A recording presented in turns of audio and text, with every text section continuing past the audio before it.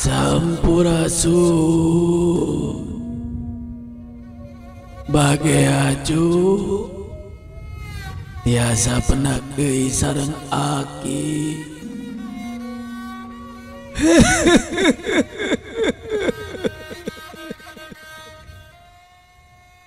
Aki ngaraos binga anu kalintang ageungna. Tiasa nyarengan deui incu sadayana anu mikareueus anu mikaresep kana Jumat Kliwon.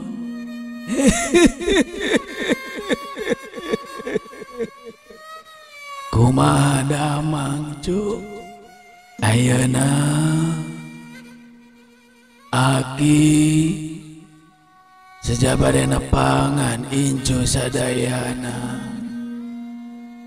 ngalangkungan YouTube channel Ivan Dwi Channel baris mendarkeun deui lalakon-lalakon anu anyar tangtosna dina Jumat Kliwon Reborn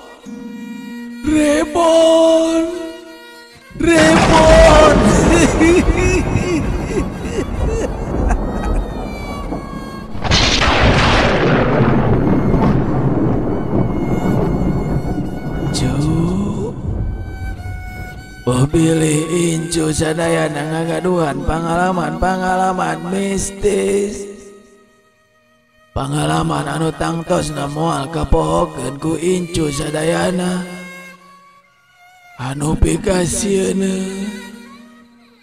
anu pikakeungeun mangga incu tiasa ngintunkeun carita-carita pangalaman incu ngalangkungan YouTube channel ieu. Oge ulah hilap cu. Kami incu sadayana resep kana Jumat Kliwon Reborn ieu. Ulah hilap di subscribe, di like, dibagikan kanu sanesna nyacu supaya Aki tiasa teras berkarya ngarencangan incu sadayana kan Aki nitip cu ade poma ulah wawanianan ngadangukeun Jumat Kliwon Reborn ieu sosorangan eueuh nu matura kusabab mungkin bisi aya nu maturan incu di tukang.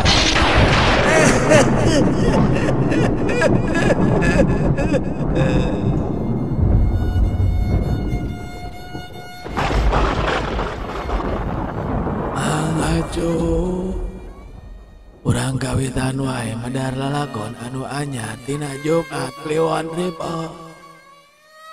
Aya hiji pangalaman anu tangtuna matak pikasieuna matak puluh punduk ting carengkang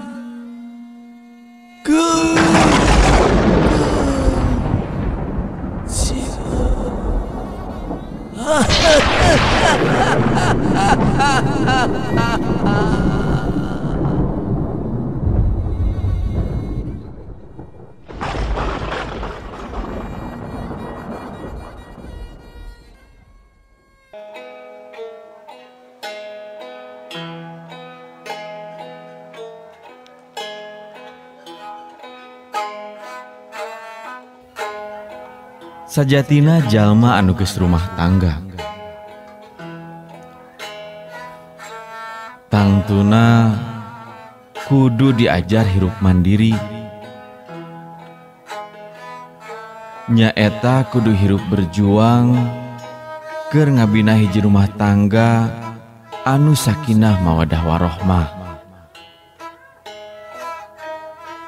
sangkan bisa jadi kulawarga anu sakidah mawadah jeung warohmah teh. Nyaeta kudu bisa nyiptakeun kaayaan anu aman, tentrem, tur nyaman dina ngajalananana. Salah sahiji carana nyaeta hirup jauh jeung kolot, sangkan teu nyusahkeun nu jadi kolot. Oge ngajauhkeun dina mangrupa pacengkadan. Salianti diajar hirup mandiri oge. Mere kasempetan keur nu jadi pasangan hirup urang, keur ngajalankeun tanggung jawab salaku pamajikan dina ngalakonan bahtera kahirupan rumah tangga.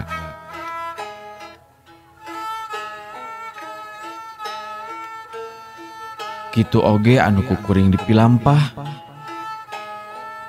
Sok sanajan hirup ngontrak, tapi kuring diajar hirup nge rumah tangga, jauh tinu jadi kolot.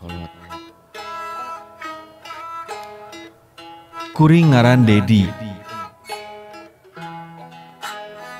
Asal mah Titu Bagus Ismail Bandung. Kuring boga pamajikan ngaranna Yuli. Nya alhamdulillah 2 tahun ngarumah tangga, kuring dibere katurunan hiji budak lalaki. Kuring kawin jeung nu jadi pamajikan teh tahun 2006. Kuring baris ngaguar pangalaman kuring basa ngontrak di hiji imah anu aya di daerah Cimahi Selatan. Lamun diinget-inget mah pangalaman ieu kaalaman ku kuring kurang leuwih 7 tahun ka tukang.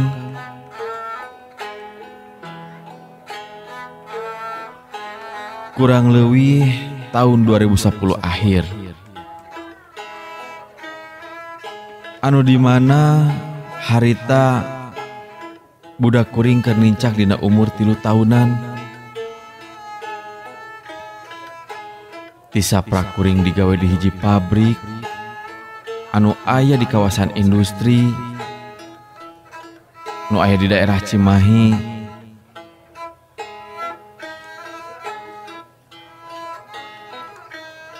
Nya kuring diajar hirup ngontrak jeung nu jadi anak pamajikan. Anu maksud nama sangkan deket jeung tempat kuring digawe. Kuring ngontrak di hiji imah anu lumayan gede keur ukuran kontrakan mah. Kuring meunang kontrakan, alatan babaturan kuring mere nyaho yen di lemburna aya hiji kontrakan anu lumayan gede, tapi murah oge keur mayar tiap bulanna. Ngan puguh kangaranan masih kene kasebut kampung. Nya lingkungan di imah kontrakan kuring teh masih kene dilengkup ku tatangkalan jeung pasawahan anu lumayan lalega. Kaayaanna masih kene asri. Hawa oge masih kene karasa seger. Malahan bisa kawilang tiris. Komo lamun dibere usum hujan mah, ngan lamun kuring ke kaparangan digawe sore, kuring sok rada wegah tempo waktuna balik ka imah. Salah sahiji nu jadi alasan nyaeta kuring kudu ngaliwatan jalan anu lumayan sepi. Ku alatan kencak katuh masih kene ngaplak sawah jeung patangkalan.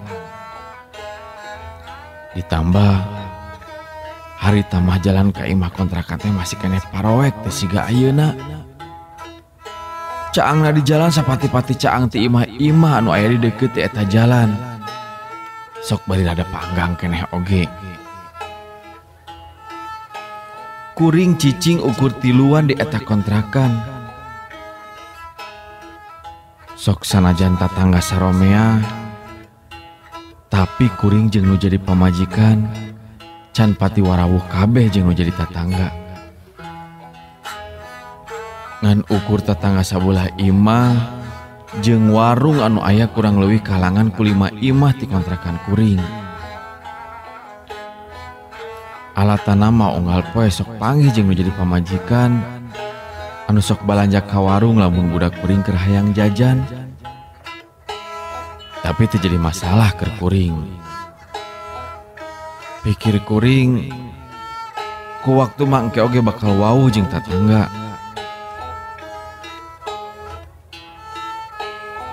Kuring lumayan betah di eta imah. Salian ti murah, eta imah lumayan gede. Keur kuring jeung pamajikan anu ukur karek boga budak hiji mah. Aya 3 kamar jeung dapur di eta imah teh.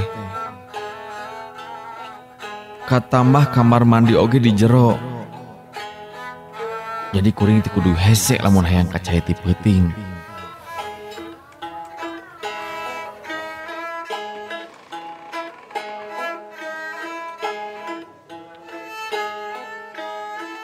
Harita kuring ngabetah-betah maneh.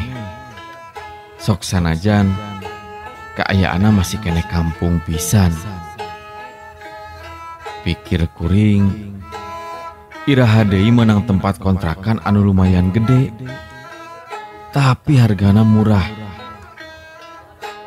Komo lamun dibandingkeun jeung kaayaan di kota mah. Tempat heureun oge geus mahal. Hese rek neangan nu murah teh. Keur nu jadi pamajikan mah manehna ngarasa sugema. Bisa cicing di eta kontrakan. Katambah buruan imah anu kasebut lumayan lega. Sok sanajan loba jukut anu liar jara radi.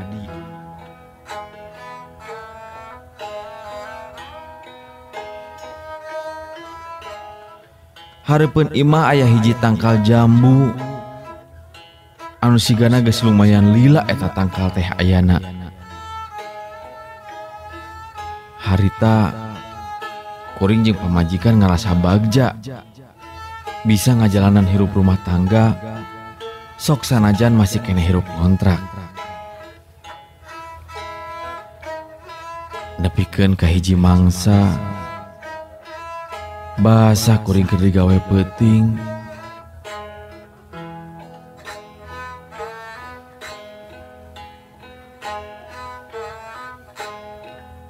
Kuring menang telepon tinu jadi pamajikan kuring.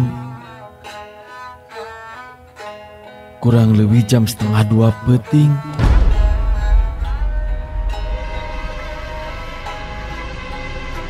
Kuring rada heran oge. Tarati sasari pamajikan nelpon kuring dina mangsa hara-haraeun. Nya memang lamun kuring pareng keur digawe peuting, kuring geus tangtu ninggalkeun pamajikan kuring jeung nu jadi budak ngan ukur duaan di imah.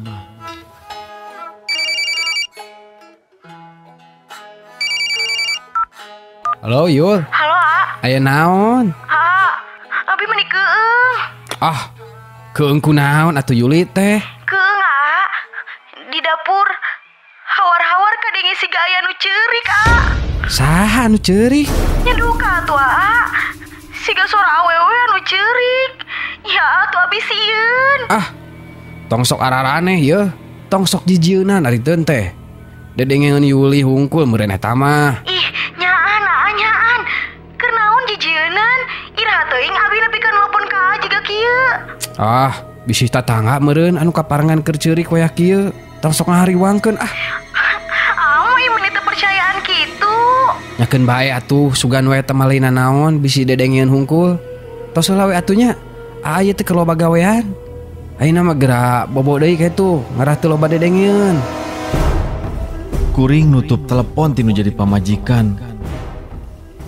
Kusabab harita kuring keur memejeuna loba gawean.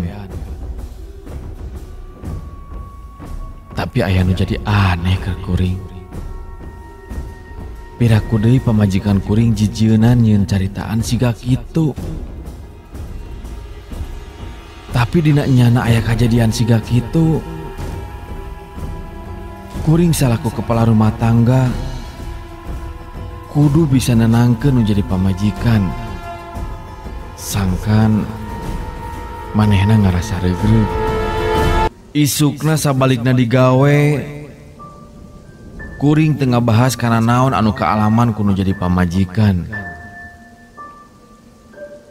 Pamikir kuring bisi nambahan kasieun keur nu jadi pamajikan. Kuring masih keneh ngarasa can percaya karena kejadian jadi penting. Lamun pamajikan jijieunnan asa piraku. Dalam mun didengekeun sorana basa keur nelepon. Kadenge siga anu bener-bener manehna ngarasa sieun anu kacida pisan. Kuring diuk di teras imah, sabari nyundut rokok sabatang, bari nungguan pitunuheun. Tekung silila, terojol pamajikan kuring, bari nungtun budak nyamperkeun ka kuring. Maksud kuring, sangkan manehna teu manjangkeun kajadian tadi peuting. Ngadenge caritaan kitu, kuring jadi ngahuleng keur sababaraha waktu mah. Nu aya dina pikiran kuring, naon maksud dina omongan anu boga warung teh. Tapi tetep kuring ngarasa salaku kepala rumah tangga jeung anu kudu tanggung jawab kana kenyamanan nu jadi kulawargana, berusaha kenenangkeun nu jadi pamajikan. Nyanggeus satu ye, saputing deui gawe puting. Ayeuna mah tong loba lalajot teuing TV. Ulah pohonya pantau jeung janela sing tarapti kuncian. Jeung kade deui ulah poho ngadoa, ngarah tenang, jeung teu loba pikiran naon. Kuring mungkas obrolan jeung nu jadi pamajikan, bari ngaleos indit ka kamar, anu maksud hayang istirahat sanggeus digawe peuting.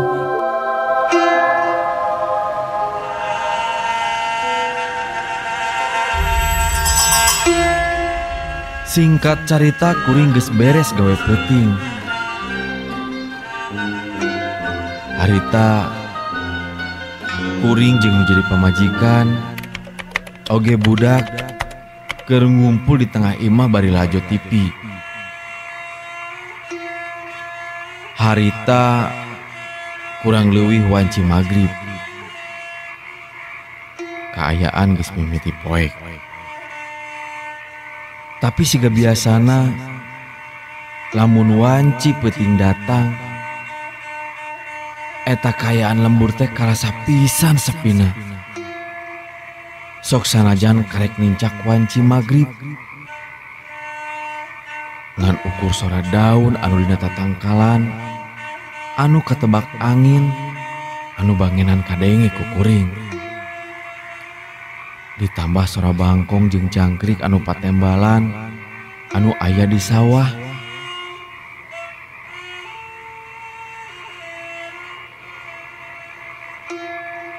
Nya lamun dirasakeun mah, harita rada keung oge karasana.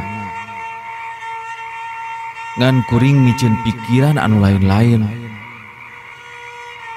Da puguh ngaranna hirup di kampung mah siga kitu kaayaanna.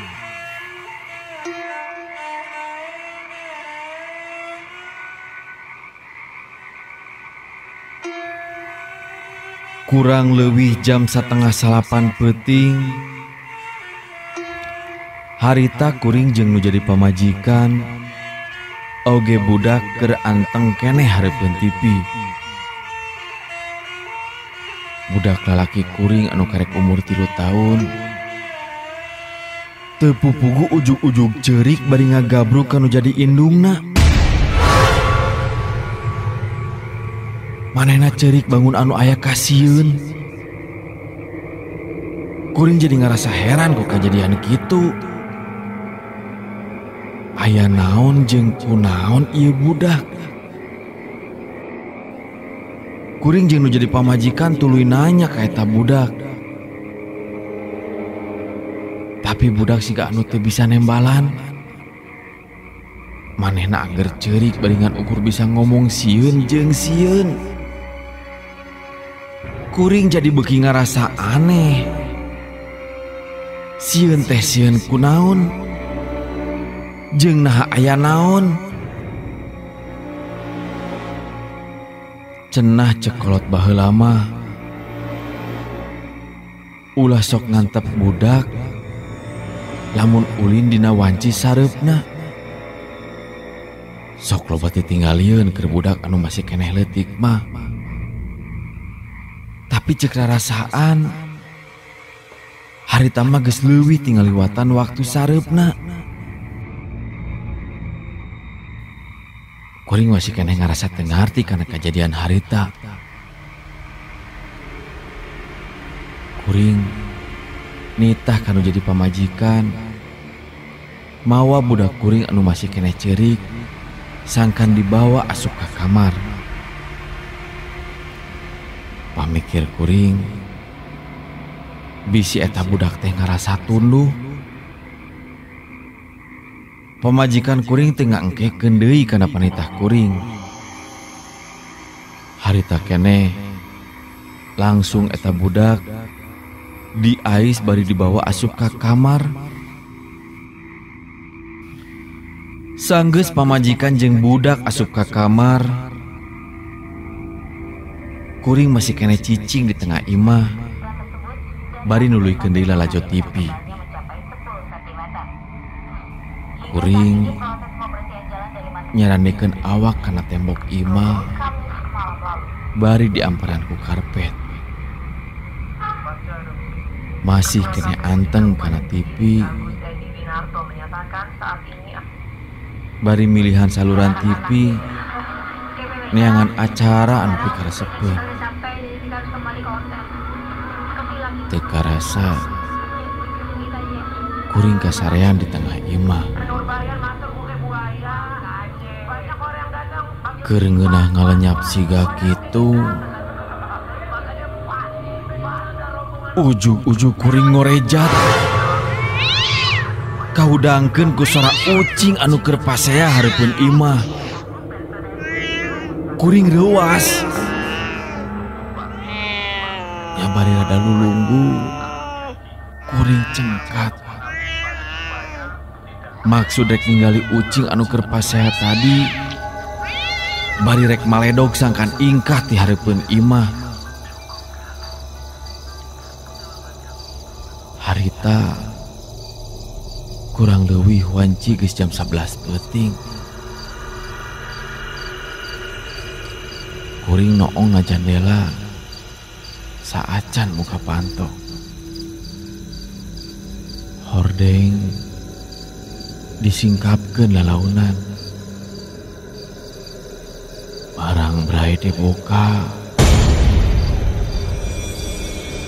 Kuring ninggali kaayaan di eta lembur anu sakitu sepi jemplingna. Tuluy kuring muka tulak panto anu masih keneh disalautkeun.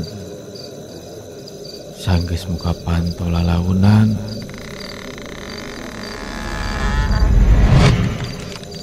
kuring kaluar ti imah muru ka pelebat teras imah anu lumayan lega. Awak kuring kerasa tiris. Dapuguh harita kerasa angin meninyeor nembrag kana awak. Bari rada pupurungkutan, kuring merhatikeun kana sabudeureun buruan imah. Tapi dapuguh ucing anu tadi ngagandengan teh geus eueuh teu katinggali deui. Nah kamana eta ucing pika sebeleun teh ngagandengan batu nu keur sare we.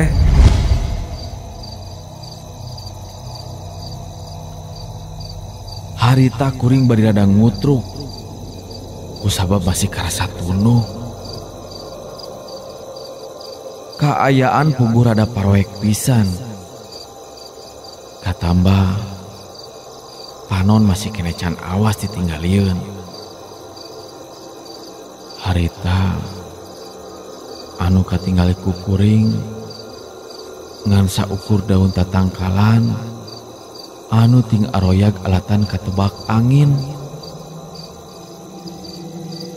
Kuring ngareret ka palebah tangkal jambu anu kabeneran aya di tonggoheun imah. Sakolebat siga aya anu oyag bari rada katinggali ngalangkang dina palebah dahan tangkal. Tapi barang disidikeun ku kuring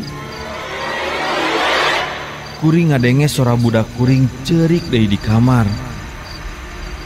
Harita keneh kuring langsung asup ka jero imah, maksud rek nyamperkeun ka budak anu kadenge cerik deui. Ngan asa rada aya anu matah pika keungeun anu karasa ku kuring.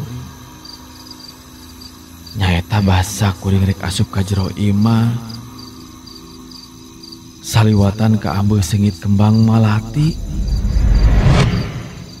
Padahal lamun dipikir ku kuring harita, palebah mana aya tangkal kembang malati. Cek rarasaan masalah kuring ngontrak di eta imah, asa can pernah ningali tatangga atawa hiji tempat anu aya tangkal malati. Tapi nah menikah rasa jeung ka ambu beuki seungit eta kembang malati teh. Kuring langsung wae nulikeun lengkah asup ka jero imah. Barang asup ka kamar, kasampak budak keur diuk dina luhur kasur bari kayaan keur cerik keneh. Kuring langsung muru ka eta budak. Bari saeutik rada ngupahan sangkan eta budak teh ceurik wae. Kuring ngahudangkeun pamajikan anu katinggali tibra pisan bangun siga anu capek pisan sarena teh. Bari satengah lulunggu pamajikan kuring gigisik panon bari tuluy hudang. Sanggeus dibebenjokeun kuno jadi pamajikan mah teu kungsi lila budak teh repeh tina ceurikna. Sanggeus budak repeh mah kuring jeung nu jadi pamajikan maksud rek nuluykeun deui sare. Kuring ngagoledagkeun awak kana kasur palebah sisi katuhu. Pamajikan kuring mah teu lila ti harita geus kadenge ngaguheur deui sare. Budak aya di palebah tengaheun kuring jeung nu jadi pamajikan. Basa kuring rek meremkeun panon. Hawar-hawar kadenge ku kuring siga aya sora anu keur ceurik.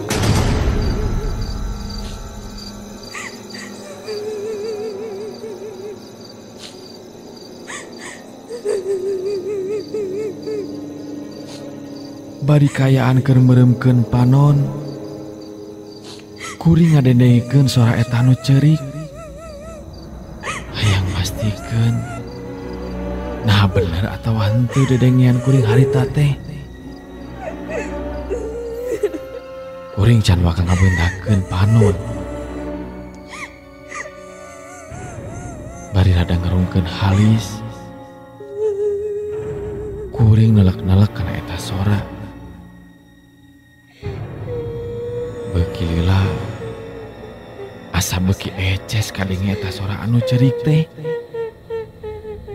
Jeung anu kadenge kana ceulik kuring eta sora anu ceurik teh siga sora awewe.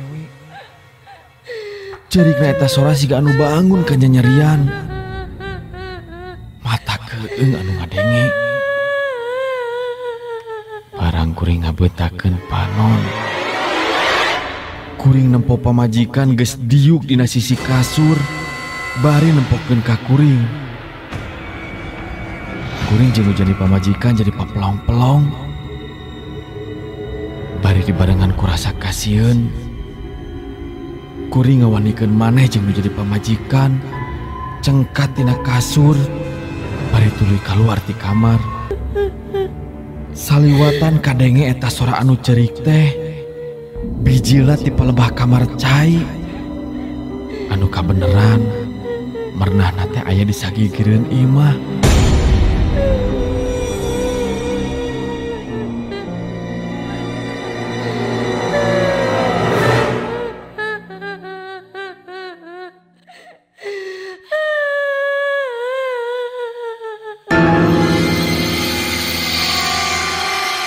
Harita kurang lebih wanci jam 12:30 peuting.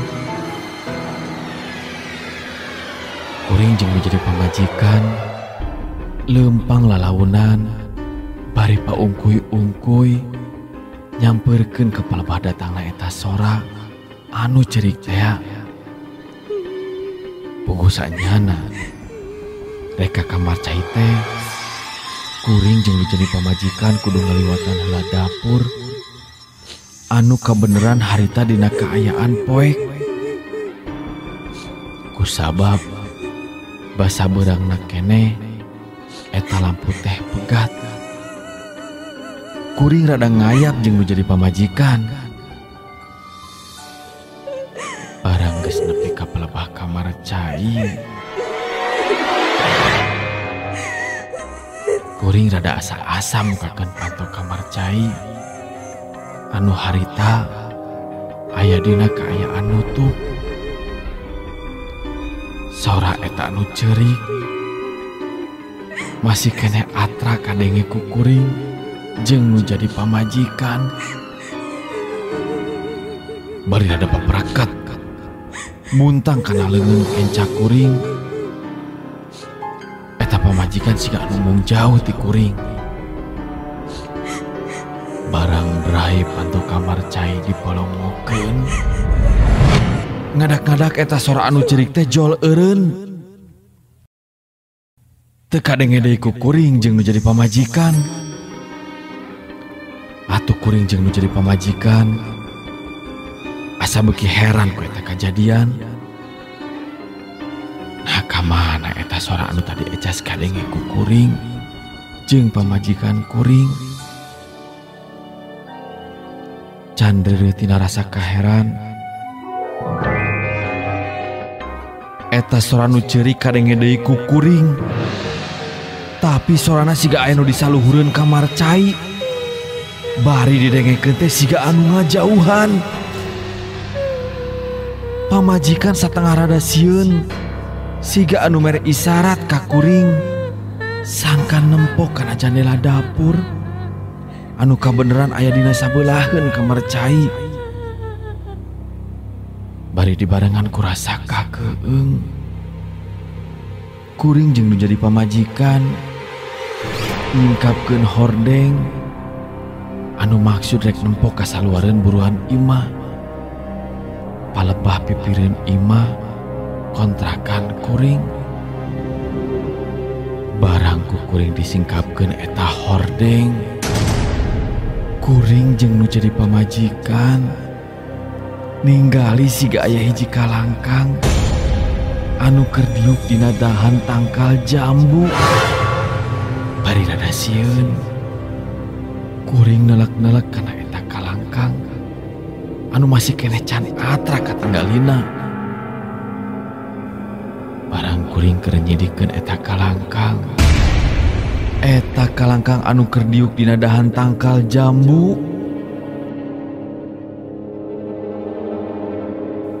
siga anu ngahaja hayang nempokeun maneh. Anu tadina ngan ukur kalangkang bari rada teu jelas katinggali ku kuring jeung nu jadi pamajikan, ayeuna mah jadi atra katinggali ku kuring jeung pamajikan.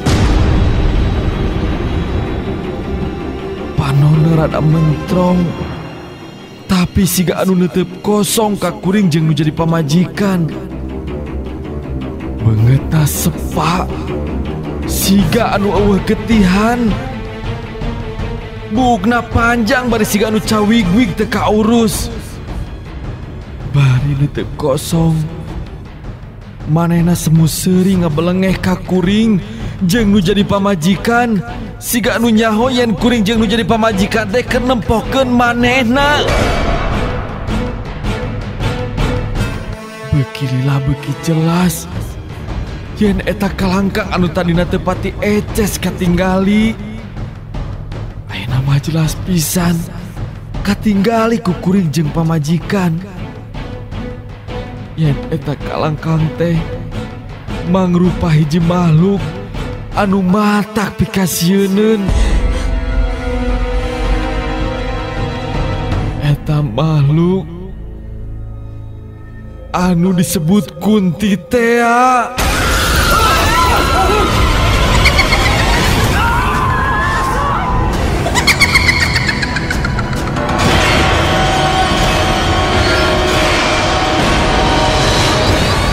Sehari tahun kuring ngerasa nyeak seawak-awak. Tidak dampal suku nepikeun kasirah. Umur-umur kuring kakara ninggali makhluk anu disebut Kunti Tea. Pamajikan kuring langsung nyumput dina palebah tonggong kuring.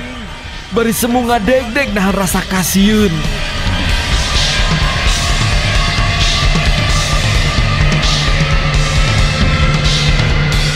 Sehari tahun kuring ngajanteng bari jepengan hordeng. Teu sanggup ingkah dina eta patempatan. Masih dina kayaan bari melong ka eta makhluk anu keur ucang angge dina dahan tangkal jambu. Keur dina kayaan kuring jeung pamajikan kasima ku eta kajadian. Eta makhluk anu disebut Kunti teh ngeblesat bari setengah seuri anu rada nyirihil.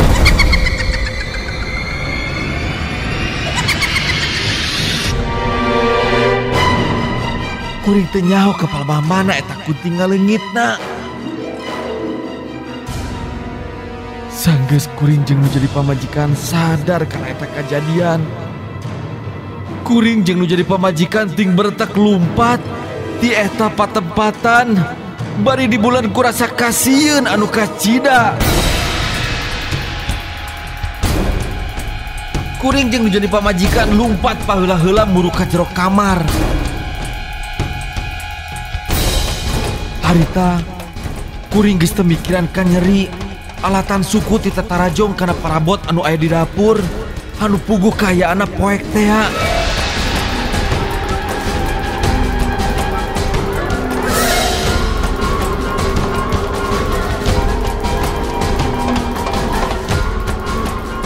Geus nepi ka kamar, kuring jeung nu jadi pamajikan langsung ngarekepkeun pantok kamar.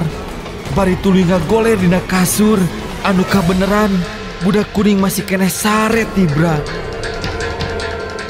Anu satuluyna kuring jeung nu jadi pamajikan maksakeun maneh meureumkeun panon sangkan bisa sare bari dikaribun ku simbut.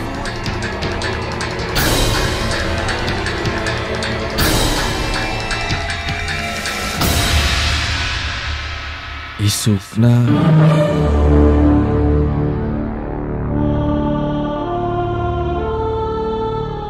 kuring menang beja tinu jadi pamajikan.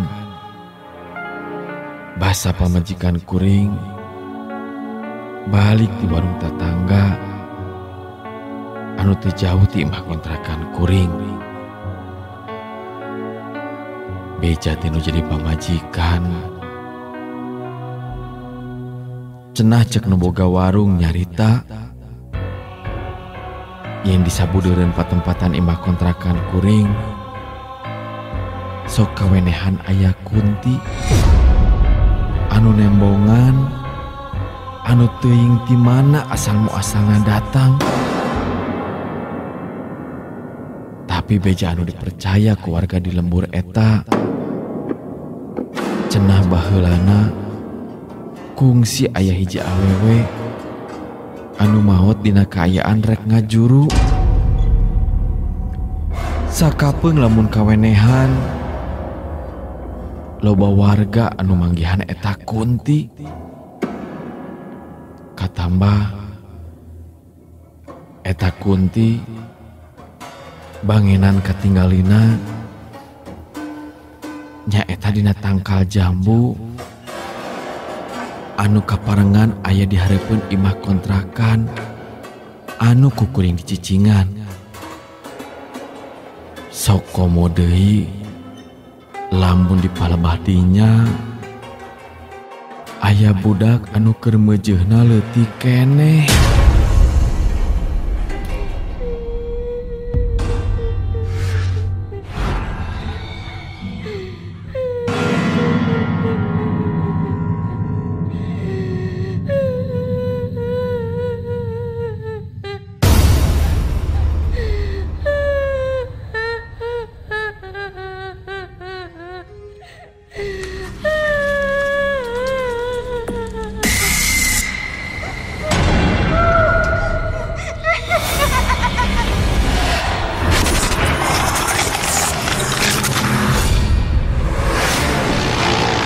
Bismillahirrahmanirrahim. Qul a'udzu birabbin nas, malikin nas, ilahin nas, min syarril waswasil khannas, allazi waswisu fi sudurin nas, minal jinnati wan nas.